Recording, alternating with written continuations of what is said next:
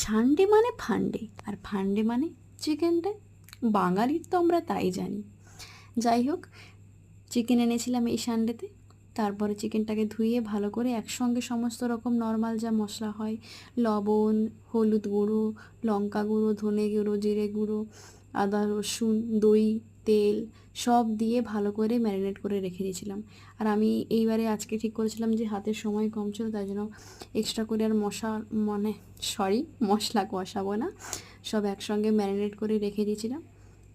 যে সুন্দর করে ম্যারিনেট করে একটুখানি রেখে দিবেন। আমাদের তো এখানে ফ্রিজ নেই, তো এমনিই রেখে দিয়েছিলাম, তাতেই হবে। ব্যাস, কড়াইতে একদম অল্পই তেল দিয়েছিলাম আর শুকনো লঙ্কা আর একটুখানি চিনি দিয়েছিলাম, এতে কালারটা বেশ ভালো আসে।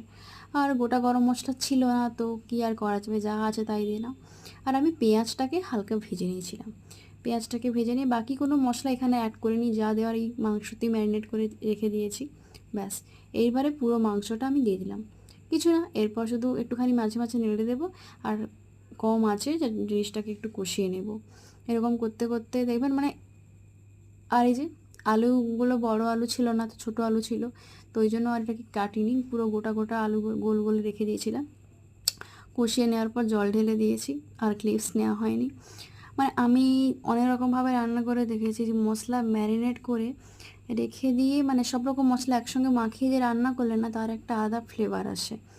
মানে সেই কি বলবো, একটা সেই ভাপা ভাপা যে একটা ফ্লেভার হয়, মাছের ভাপা করলে বা কোনো কিছু ভাপা করলে যে একটা বেশ সুন্দর একটা ফ্লেভার আসে, একসঙ্গে সমস্ত কিছু মেখে রান্না করে না, ওই ফ্লেভারটা পাওয়া যায়। ব্যাস, এই যে রেডি।